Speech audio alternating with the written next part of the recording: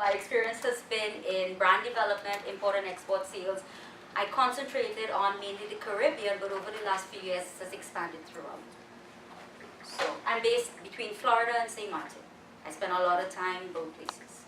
Okay, so Cecilia is going to be my assistant today and switch the slides through. Cecilia, you need the lights or is this good? No, if I turn this slide, I'm gonna turn off the projector, so I'm sorry. Alright, so basically this just shows you the map. It tells you that we can export anywhere. We're based in the US, but the world is our marketplace. Okay? Right, what I hope to cover today would be basic introduction, some of the misconceptions about exporting, what is your export potential for your particular product or company, making that decision, how important it is to plan, some of the mistakes that are made along the way because you need to learn from what mistakes other people have made. A freight forwarder, which we have one in our presence, so I would call on your support to the freight forwarding area. How to locate importer, agent, or distributor, which I think is very, very critical now, as our market has changed so much in the last couple of years. Evaluating that person, the market research, your barcoding system, the benefits of trade shows or being members of an organization like this one, budgeting for taking part or traveling like how Alan, they would do Guatemala, Bolivia, and a few other places. And then we will talk about basic things like pricing and payments, and I will concentrate a little bit because I'm going to use an example, which is a Caribbean market. We'll talk about a few of those islands. Your method of payment, your import and export documentation, basically your business travel. All right, so. Are we going to have a copy of this presentation? We can, I will talk to Cecilia and she will let me know how it's done. Okay. We can save our efforts. I know. I don't see an issue. I think that should be easy to arrange. All right, so why export? Okay, access to the improvements in trade finance, the internet, trade agreements. Because of all these things and communication, it has opened our market not just to the US, but to the world, as we would have seen from our map. The demand, more than 70% of the world purchasing power is located outside of the US. Your competitors are increasing their global market share, and we need to. You don't have to be a large company. You can be as small as you are or as large as you want to be. Exporting is open to each and everybody.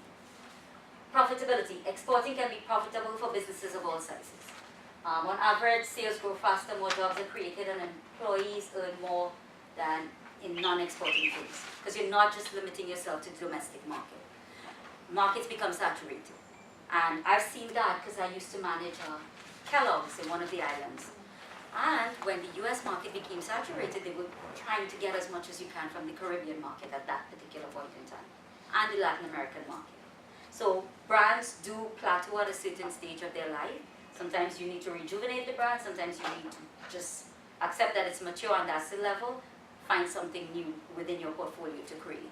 So those are some of the things you're going to learn as you go along the way. Your competitive advantage. The United States is known throughout the world for high quality, innovative goods and services, customer service, and sound business practices. Standardized business practices is very, very important when you start exporting. Some countries are a little more developed than others. The style of business is different in some of the islands than the smaller islands. But trade has developed so much in the last couple of years that you can find a very small distributor that has very good structure that you can depend on. So when you start looking at your product portfolio for itself, you're going to figure out what kind of agent or distributor or customers you're going to be looking for in your particular market that you want to penetrate. Okay? Risk mitigation. Most companies that export have an easier time riding out fluctuations in the US economy and are more likely to stay in business because then not all your eggs are in one basket. So you're going to have business coming from everywhere. Okay? All right. So, common misconceptions. We're going to email the presentation. We can email it, right? So we're going to email the presentations to you, so don't worry. You don't need to write everything. I'm going to touch on the key points. If you have an urgent point you want to stop me, feel free just to stop me or make mention of it. Okay? Your company has to be big. That's not true. I have run many small or worked with many small organizations, and we've developed brand where there are just 3 people in the office. And right now I'm developing a brand called Aussie Blends, and we've started to penetrate the Caribbean market, and the company is not a year old as yet. Actually, it will be a year old in the next 2 months. And we've already done Costa Rica, Colombia, St. Martin, St. Vincent. We're working on Trinidad and Barbados in August. So you don't have to be a large organization. You just have to know what your goals are and what you want to achieve. So while large companies do most volumes of international trade, smaller companies can also take advantage of these opportunities. Product quality, price, and service rather than size determines the success in the export market. Now I'm talking about goods and services, but it not just means a physical product. You can have a service that you would obviously want to take advantage of in the respective markets. So you might be an accountant, a lawyer, we have the freight forwarding service, we move physical products, but we're actually dealing on a service level. So it's not limited to just products. You must have a big export department. That is definitely not true.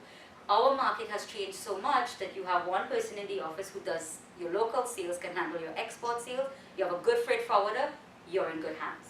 You don't need to have a dedicated person like previously, a couple years ago. One of the companies I worked with in Trinidad, as you can tell, I'm originally from Trinidad and Tobago, we had somebody just dedicated to doing our export sales. She was in the office, constantly handling all the insurance, dealing with the freight forwarder. Now, I handle some export sales. Our delivery person drops it over to the freight forwarder, you email them the invoice, and everything is taken care of. So it has become easier in some instances. You don't need to have a huge export department in order to do export. Okay? You must have substantial volume. You can have 1 SKU or 100 SKUs. It all depends on the product portfolio. So you're not limited to having a wide range of products in order to export. I was at a SUSTA convention a few years ago, and this company had one product. And it's been doing well because it's a niche market. So it all depends on your product. Foreign buyers look to US suppliers for the main reasons is now everybody's coming back to the US for product, and there's so much support for US products being exported out. SUSTA is a perfect example. Most of the agricultural products that are made in Florida, SUSTA is the southern states. Florida and all those southern states, they are promoting products. So they also have very good trade conventions. It's something to look at if you're in that type of business. I think they have both inbound and outbound missions. So if you go onto their website, you're going to see. One of my good friends works there. She handles the Caribbean market. Her name is Pamela Wells. So if you need that contact, just shoot me an email and I'll pass that on to you. Okay? US suppliers often have the products and capabilities that are specialties for the importer. They're looking to the US because they can depend on us. If it's medical equipment, if it's electronics, they're looking to us because they can depend on us. And there are warranties and service warranties that are involved. Importers typically looking for a relationship that provides a quality product at a fair price with availability. I have noticed that that has been an issue because what a lot of companies are doing is they sell to the particular customer, let's just say in one of the islands, but they don't take into consideration the customer's reordering and their needs, and then when it's time to place an order, you're out of stock. And then you run into the issue, it takes you another 2 weeks to get the product there, by which time your customers in the islands, let's just say, has already found a competitive brand and they're using something else. So you end up losing market share and you don't realize, but you've already started killing your product before it has even gotten off the ground. So having consistent stock is very important. And as we go through the presentation, we're going to touch a little bit about that. Because if you want to explore a market, you need to make sure you do some kind of projections. It's not always going to be accurate. You're going to have instances where you will run out of stock for whatever reasons, but you don't want to have that as an ongoing problem. Okay? Next one. You must be fluent in foreign languages. I tell everybody I'm a perfect example of that. I do a bunch of different markets and I'm still trying to learn Spanish because even today, Cecilia and I were talking about it. I cover the Dominican Republic, I do French Saint Martin, Dutch Saint Martin, Guadeloupe, Martinique, and I still don't speak anything but English, which is kind of bad. But it doesn't limit you. Now our markets are very sophisticated. In Saint Martin, English is mainly what's spoken. Still in South America, you have to be able to speak Spanish, but most of the companies have bilingual people in their offices, so it really has not been an issue for me. And I've been doing this for about 15 years. So it's not a limiting factor. Success depends on your ability to develop that relationship. You have a sound management team, you have a good product, you believe in what you're doing, and you take all the steps that are involved to getting your product to that end user. Okay? Any questions so far? Everybody's good. This is a great team. Any questions? Okay. Your export potential. This becomes very important. Each of you are going to have a different product or a unique service you're going to be offering. Technical details of selling abroad differs from domestic sales, but are reasonably standardized and can be learned. Once the knowledge is acquired, selling abroad is not much more complicated than selling domestically. I was talking to Luis, right, and I was asking him what type of product. He wants to go into certain commodities. Each island is different. If you're manufacturing within the CARICOM, let's say for example, any CARICOM product has duty-free and tax-free concessions. Some of the US products, it sends up your cost like 70%, and I experienced that with the ice cream product that I'm developing right now. In one of my markets, it adds 70% to the cost.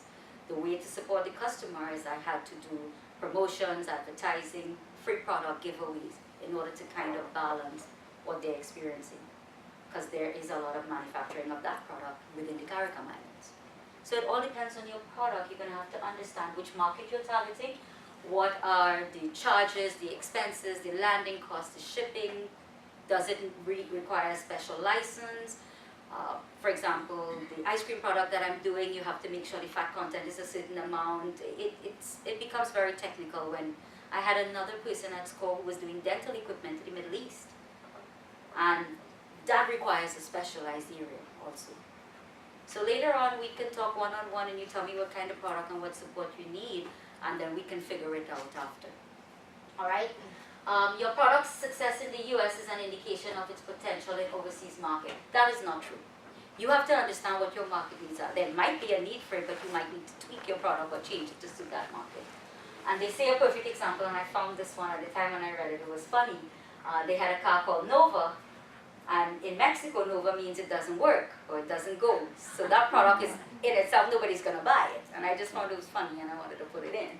But you need to don't take our domestic market and the domestic clientele, even though they might be similar, and expect, okay, I'm selling 100,000 here, I will sell 100,000 in Dominican Republic. It doesn't always work that way. Okay? Our packaging size might need to change. Our labeling might need to change. So to avoid those mistakes, we need to do market research. And I'll show you a way to get around that when we get later on in the presentation. Okay, making that export decision. Once a company feels that there is a non-US market for its product, it must decide if developing your export business fits into your objectives. You have to ask yourself these questions. If you're a small organization and you're making the decision, it becomes easier. If you're part of a larger organization, there are lots of other factors to take into consideration. Does your management team really want to export? Is it consistent with goals that you have? You might be doing something else, launching a new product, and you don't have the time to dedicate to your export market. What demands will exporting place on the company resources? Are you going to have to take resources from your local to work on your export sales? What are you going to have to do? How will these demands be met? What are your expected benefits to the cost factor that you're going to put out? Okay, so those are some of the questions you're going to have to ask yourself if you're the business owner, or talk to your management team if you're part of a larger team. Okay. The following questions will clarify. In which countries? If you're doing business, which countries do you want to? Have you had business inquiries from those countries already? Have you even reached out to anybody or any new potential customers in any particular market? I'm so sorry. That's okay. Sometimes you get inquiries. I like to use the example because I'm developing right now, and it's a real example for me. When I first started developing this product, there's competition all over. I didn't know which markets I wanted to get into. I knew the people. I approached the people that I had worked well with over the last few years, and those were the people I approached first. Some were very positive, some said no. And then I realized, okay, I started talking to their clients, so the hotels and the restaurants, and then I realized there is a need. So then I went back to my distributor and said, listen, I've done this market research for you, but I took the initiative to do that. You may have somebody in your marketing team that will send a blanket email to everybody, and then you start seeing feedback coming in. You might sit and make a bunch of phone calls. You might use your own internal network to reach out and see who is interested, or if there's even any business potential for your product in that area or in that market. So you need to do some groundwork. Who are your competitors? If you don't understand your competition, then you don't know what you're getting into. You may have a great product here, but it may not sell there. Or it might be you're pricing it too low or you're pricing it too high, it's not always about a high price. Same guy with the dental equipment. His product is at a medium. It's not extremely high and it's not extremely low because people tend to think if it's too low, it's not a good quality. If it's too high, then you don't belong in our market. So you're going to have to figure out what your competition is, if there is any, or is it a niche product, and how you're going to price your product. Because you don't want to go in at the wrong price, because price always becomes a major issue at the end. Don't go into a price war with your competition. You have a good product, and you believe in it, then maybe you need to do something else.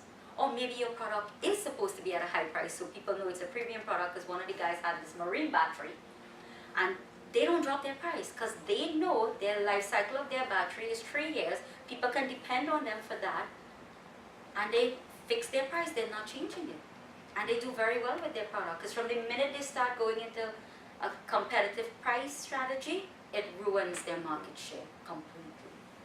Okay? If you've had some sort of export experience in the past, you need to learn from it. Learn from the mistakes, or learn from everybody that you interact with. What were their mistakes?